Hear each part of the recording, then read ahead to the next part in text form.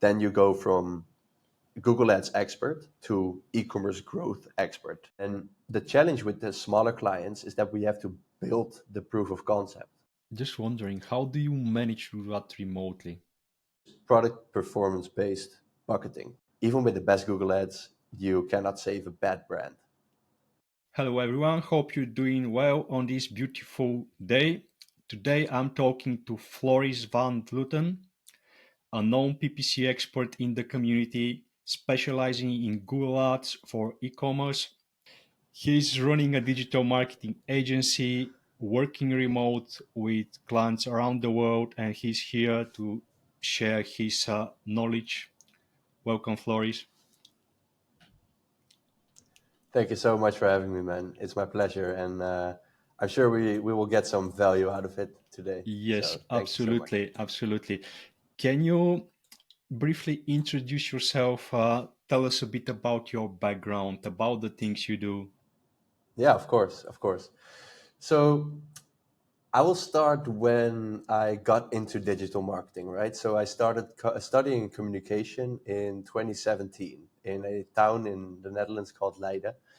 And back at the day, I was enjoying the student life and not by definition the study itself. So I basically failed my tests, and but I still got the interest in digital marketing.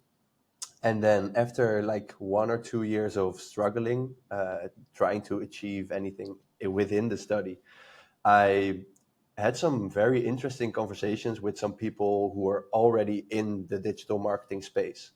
And it basically started out with a good conversation, which I had with somebody in digital analytics.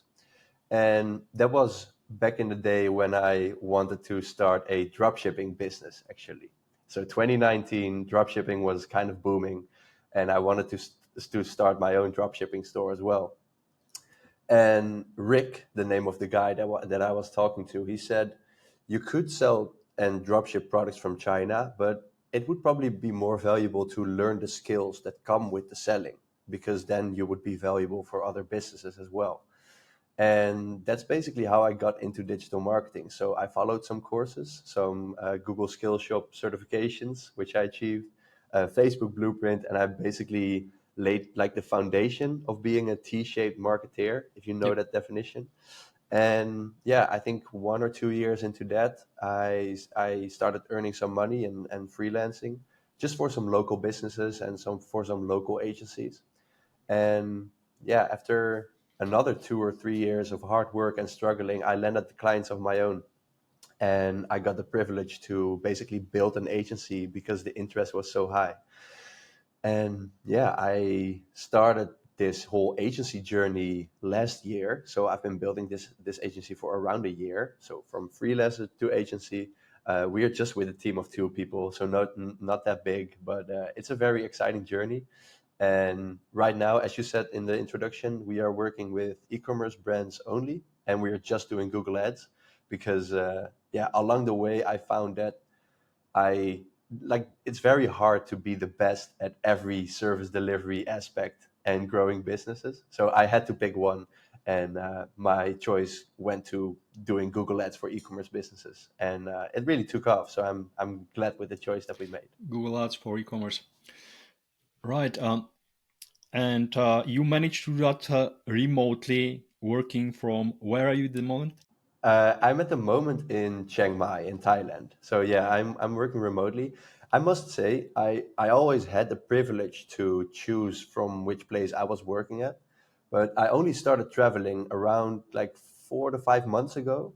And before that, I just hired my own office because that way my productivity would be really high, and I would just go to the office, get into like the productivity zone, and do my calls and do the ad management and everything. And that was like probably the main reason why I grew so much in the last 1 to 2 years.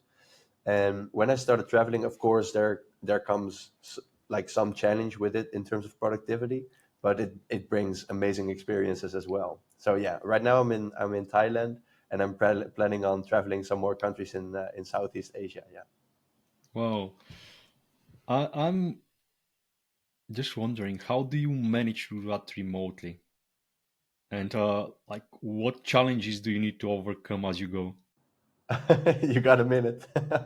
So yeah, managing a team, like as I said, we are with two, but still, it's a team, and you have to do some project management. So it's managing a team, managing clients. I'm managing, of course, like the marketing and sales sides of the agency itself, and you have to you have to have a clear goal in mind and know exactly what you're doing. So in the past, I must say 2, maybe 3, or even 4 years, I really mastered the skill of productivity. So setting goals, breaking it down into plans, and putting them in my calendar, and just living by the calendar. Um, so of course, there's a lot of challenges, especially because you're not 24/7 with your team, or you don't meet your clients in person. So you have to have like a good structure in place to how you communicate with the team and with the clients, how you communicate with like the outside world. But if you got some good structure in place, I think you can manage. But it's kind of hard sometimes. Yeah. Can you tell us a bit about the type of clients you work with and maybe a favorite account that you've worked on or share some Yeah. success stories? I'm sure you have a few.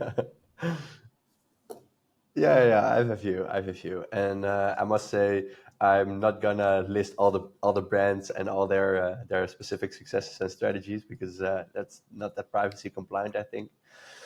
But the types of clients that we are working with is I must say I would say a variety of client size. So we have starting e-commerce businesses and also bigger established e-commerce businesses. And the challenge with the smaller clients is that we have to build the proof of concept. So, of course, we do our research, right? We do market research and keyword research. So we have some kind of understanding on how the market works and if we have any chance of making the brand succeed with Google Ads.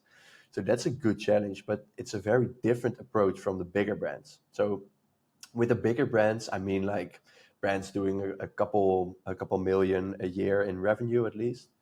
Those brands are most likely to be in multiple countries and have a very high ad spend, like an ad budget. So you can experiment with a lot of things. And also, the bigger clients have a way longer time horizon. So with the smaller clients, they want to be profitable within like 1, 2, sometimes 3 months. And the bigger clients, they don't worry about it too much because they have the cash flow and they have the proof of concept.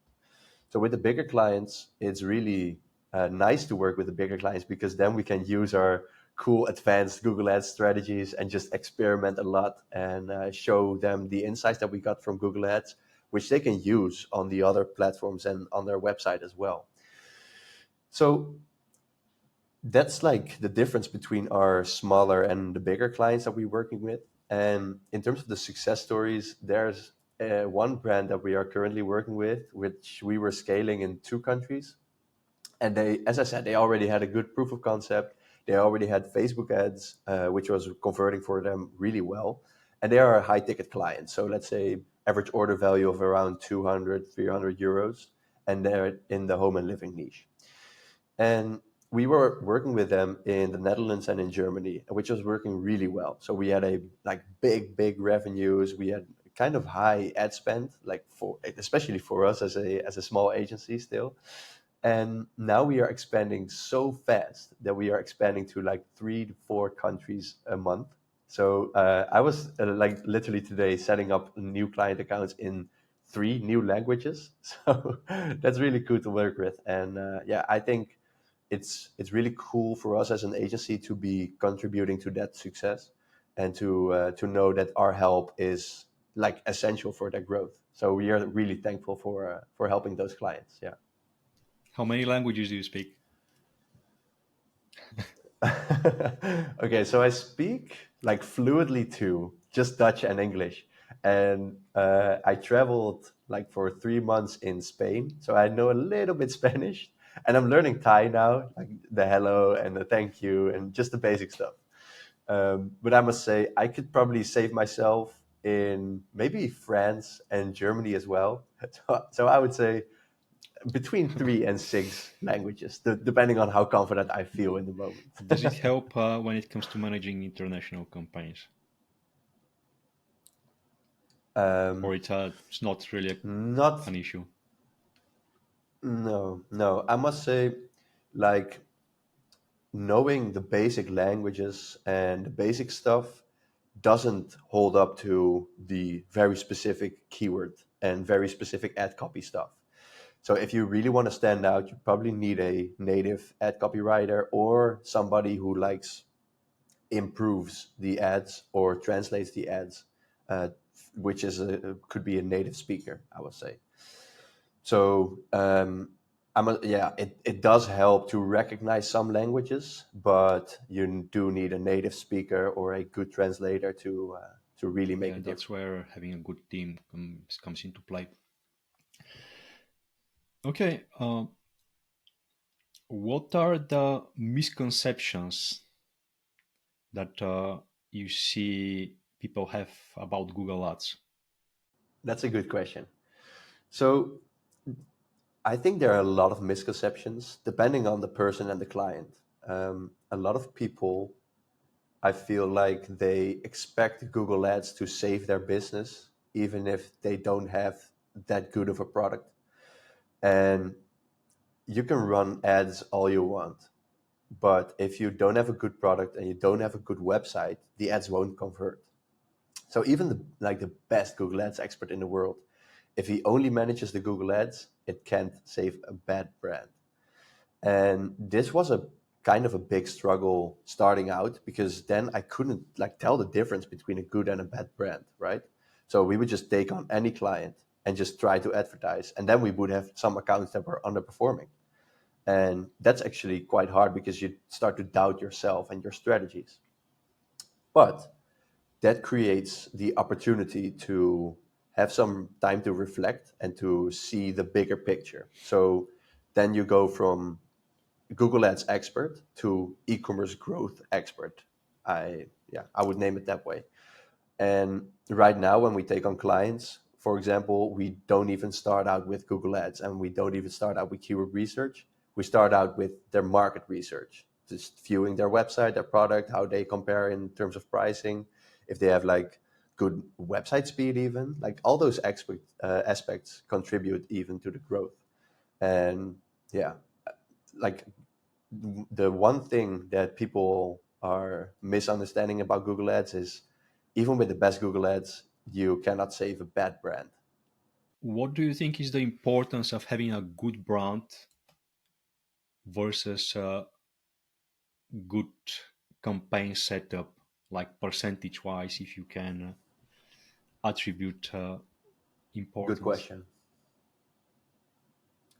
I uh, I would almost say that a good product makes up for maybe 70 to 80% of the performance, because people will talk about your product if your product is really good.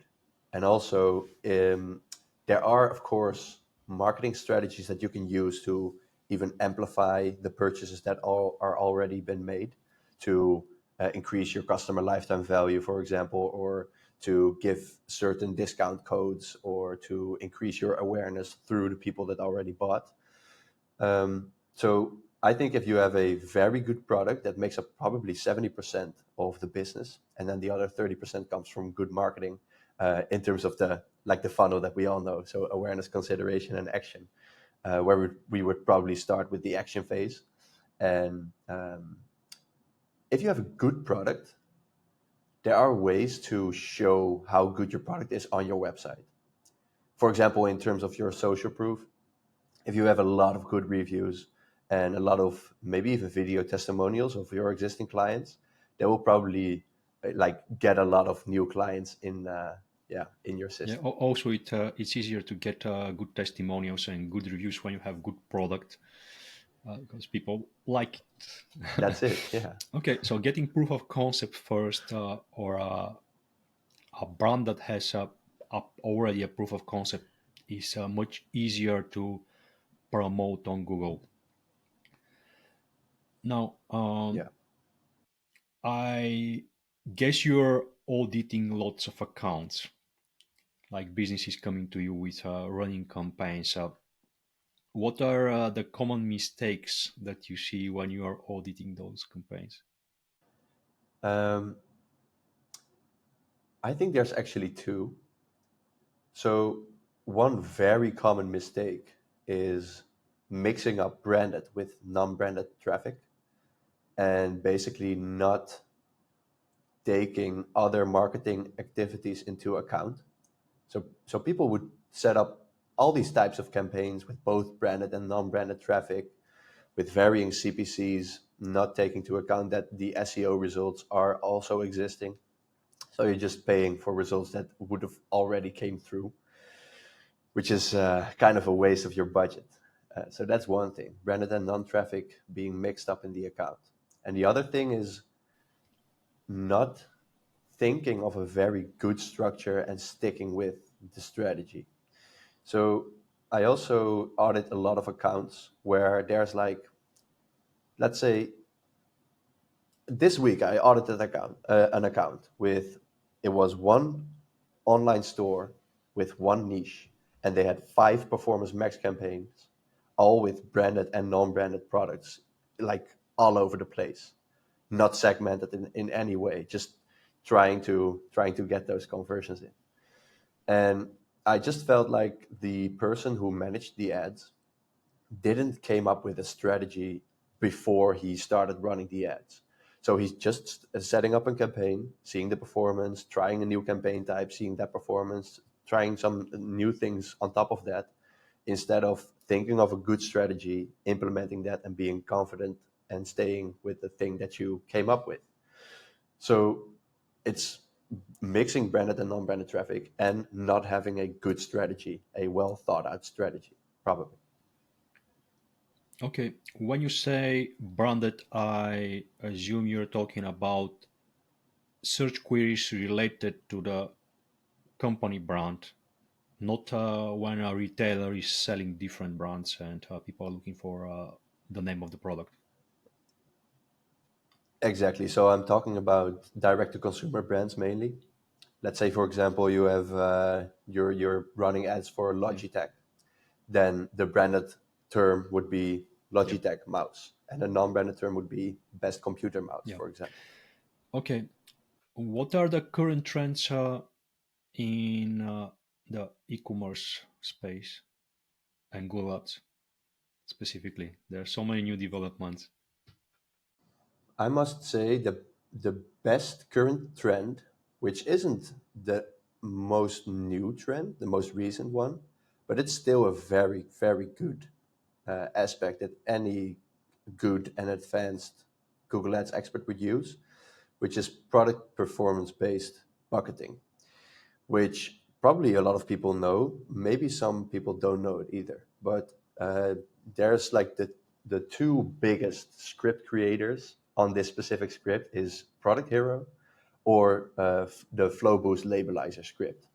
And what the script basically does is it gets your product performance and then labels your products on the base of their performance. So if you have some products that are performing really, really well compared to products that aren't performing that well, you can create a performance max campaign structure where you give more budget and more space to grow to the products that are really good performing. So then you can scale your account way faster compared to when you have all your products in one campaign.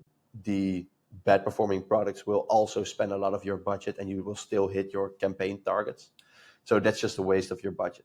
So I would say if you have a lot of products, let's say maybe 50 plus even, and you have some good conversion data, load in the labelizer script and try to scale your account that way because that's a very effective strategy. Amazing. In essence, segmenting products by performance and putting the money where it performs. 80/20 analysis and see what works, double down on it. Exactly, yeah. And you have to think of rules for yourself, I think. So I've seen accounts where like really bad performing products would get in zero conversions, but they just spent like 20, 30 euros.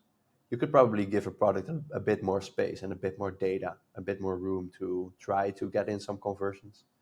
But yeah, you have to again. You have to come up with a good strategy from the start, create some rules for yourself, and then you can optimize your account confidently Isn't from there. Performance Max actually supposed to be taking care of those things? It does, but yeah, the Performance Max isn't the perfect campaign type, although it should be. But it's still a fairly new campaign type using a fairly new machine learning model from Google, or like the whole AI model from Google.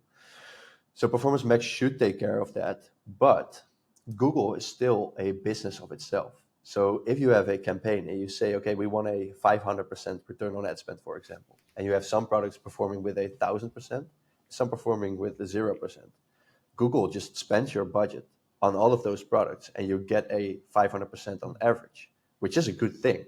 But if you would manage it a little bit more yourself, you can scale the whole account to 1,000% plus, because you have some products that perform above the 1,000% ROAS threshold.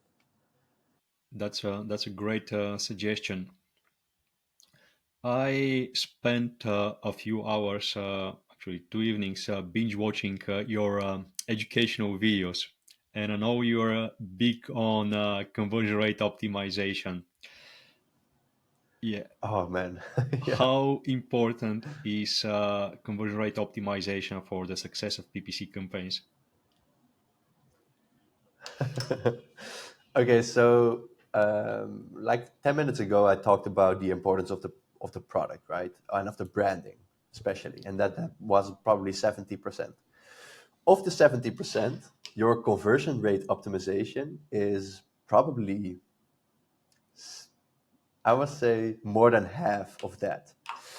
So conversion rate optimization is actually a very big topic. And I did make a lot of educational content for e-commerce brand owners, like D2C brand owners, to start them with Google Ads and show them that Google Ads works.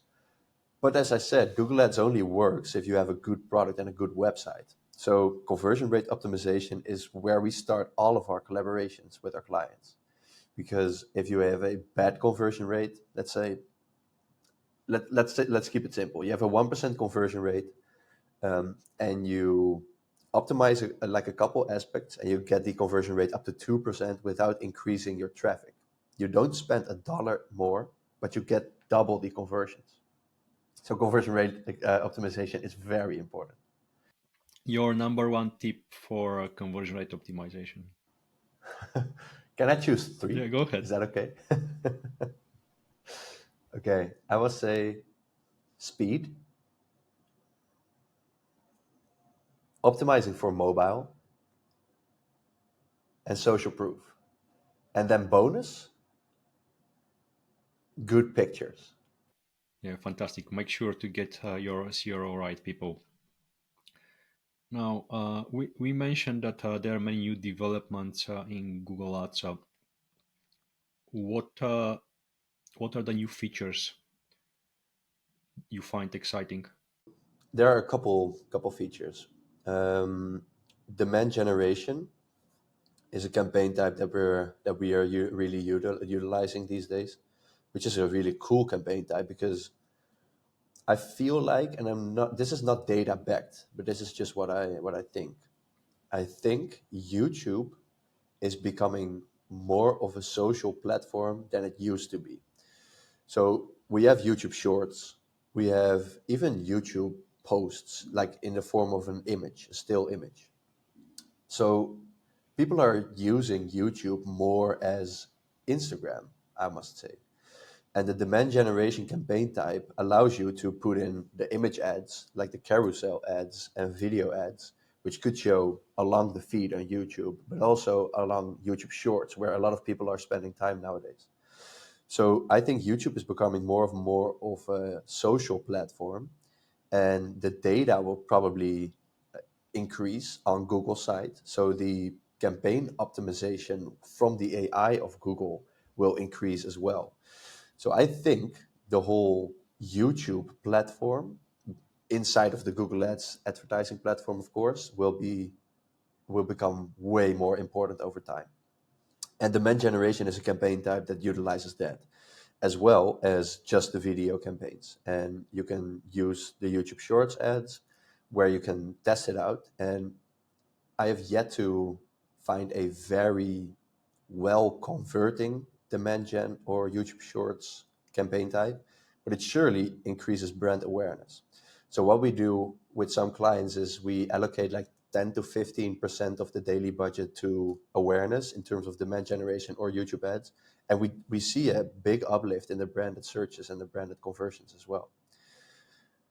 So in summary, I must say YouTube is becoming more important, and Google Ads is acting on that as well, with demand generation and YouTube advertising becoming more performing. And besides that, I think the generative AI function of Google Ads will be more like will become better over time. So if you are creating a campaign right now, Google crawls your website. You can give it a couple suggestions, and it creates a pretty good ad with pretty good ad copy, and that will probably increase over time, like the performance of the copy that Google writes for you. Um, so yeah, that's a big aspect as well. The generative AI of Google. Mm. Do you think it will be able to create videos for your ads, for example? Wow, I think I think that's a matter of time. It's not the question if it's going to happen, but when. Maybe it will take a little bit longer than some optimistic people would expect right now, because I feel like Google wants to do this right. So not create any type of performance max automatically created videos, because they were the worst out there. And I think Google wants to prove themselves, showing that the generative AI videos are going to be good coming from Google. Yeah. Okay. What are the useful applications of AI at the moment? I must say probably stick to the basics and keep it with ChatGPT or Gemini from Google. So that's like it was called Bard Yep. previously. So you have Gemini, which is like the ChatGPT of Google itself, and ChatGPT itself. I actually use a very useful other tool, which isn't specifically Google Ads related, but it's online business related. So I just wanted to share with you. It's called Carve, and it records your meetings that you have with the clients, and then basically transcripts like all the information from the meeting and puts it in a generative AI. So then you can just ask the questions. Hey, what are the tasks that I need to do? Hey, can you write me a email that I can send to this client? Hey, can you summarize this team meeting for me so I know exactly what everyone needs to do?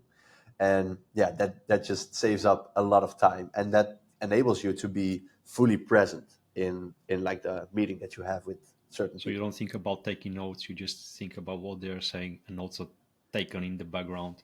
Yeah, Yeah, that's sounds it. good. Yeah. Like science fiction. uh, Yeah, exactly.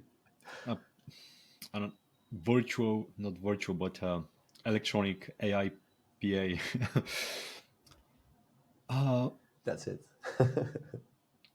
okay, how do you use ChatGPT and Gemini? Like, what are the real life applications that you see at the moment? Okay, so I think you have to use it together with like the things that you are capable of yourself as a human. So you cannot expect the AI to take care of everything, and but you can use it to supply some ideas and to spark some new thoughts. So what we do with both ChatGPT or Gemini, it doesn't really matter which one you use, but we, for example, upload pictures of product pages. We tell about the brand that we are working with, just to try to get some new angles of benefits that we can share in the ads. And you could literally ask it to create a Google responsive search ad, for example. And while they are not like a 10 out of 10 and you cannot copy and paste those. They will spark some new ideas. So if you use them in your advantage, then you can copy and paste some things or maybe change up some things and improve your ads that way. Fantastic. Okay, let's go back to the agency side of the business. Can you share what are the key factors of building and maintaining brand agency relationship, especially in the context doing that remotely, working from various countries? Yeah, of course. In terms of the brand agency relationship, I feel like expectations, setting good expectations and living up to them is probably one of the most important aspects of the collaboration. So, some people, some brands might not know exactly what you are doing all the time, and they don't have to know it. Like, some brands might expect you to report to them like all day, every day. And I must say, we do report to our clients a lot, but even if we wouldn't report that much, like all of our clients know exactly what we are working on because we have a very extensive roadmap of which we work on. So what we do is we sit with the client. If we take on a new client, we have a strategy session and we think about all the goals, like their business goals and how Google Ads fits into those business goals. And then we have some Google Ads specific goals as well. Then we create a roadmap. And in the roadmap, it's typically 90 days and we refresh it every 90 days, of course. But it's typically 90 days, and we come up with a good strategy, as I said. And we have a good structure in place. We tell the client, okay, these are the optimizations where we are working on. Sorry. These are the optimizations where we are working on. These are the campaign types that we are utilizing. This is the information that we need from your side. And this is what we will be doing in these 90 days. So even if the client doesn't get updated by us daily, they can still fall back to the roadmap and see exactly what is happening and when. And then if you meet those expectations and you don't reach the goals, the client still knew what was going to happen. And then you can communicate very transparently saying, hey, this was the strategy that we came up with. We are now running for XYZ days, X amount of days, and we see that it is not underperforming because of this or that reason. And then you can pivot the strategy a little bit, and then you can come up with some new things. But I feel like setting expectations and being like fully transparent is probably the most important part.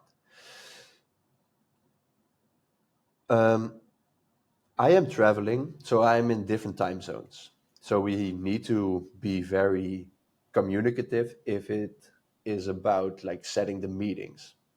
Luckily, I have one team member in the Netherlands, like in the European time zone.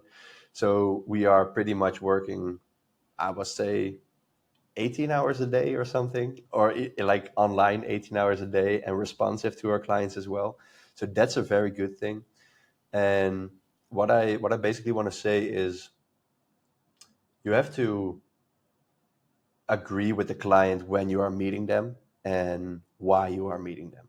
So we have bi-weekly calls. Just sometimes it's a very short check-in. Hey, these are the results. This is the strategy. It's working good, or we need to pivot. And then the client just knows what we are working on. And I feel like the transparency and the honesty is being valued by all clients that we Fantastic. 18 hours a day. Do you find time to go to the beach at all? have. Yeah, of course. So what I meant with the 18 hours is I'm working, let's say, 8 to 10 hours a day, and Dennis, my colleague, is as well. But since we are in different time zones, we add up to around 18 hours a day of Yeah, responsiveness. fantastic. Thank you very much for this, Floris. Can you tell us where people can find you, where they can watch your educational contents? Because you're very active on that side, creating so much amazing content for uh, for the community. Could you share that?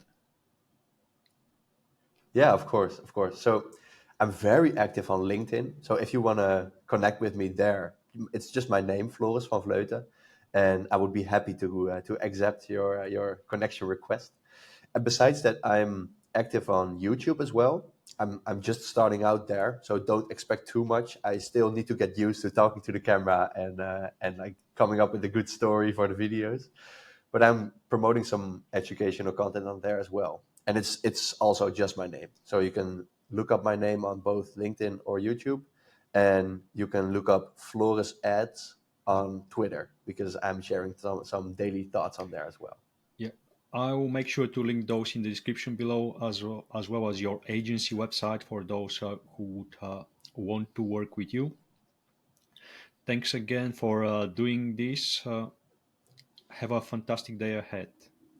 Thanks everybody for watching. Thank you so much for having me, Martin. Appreciate it. Bye bye.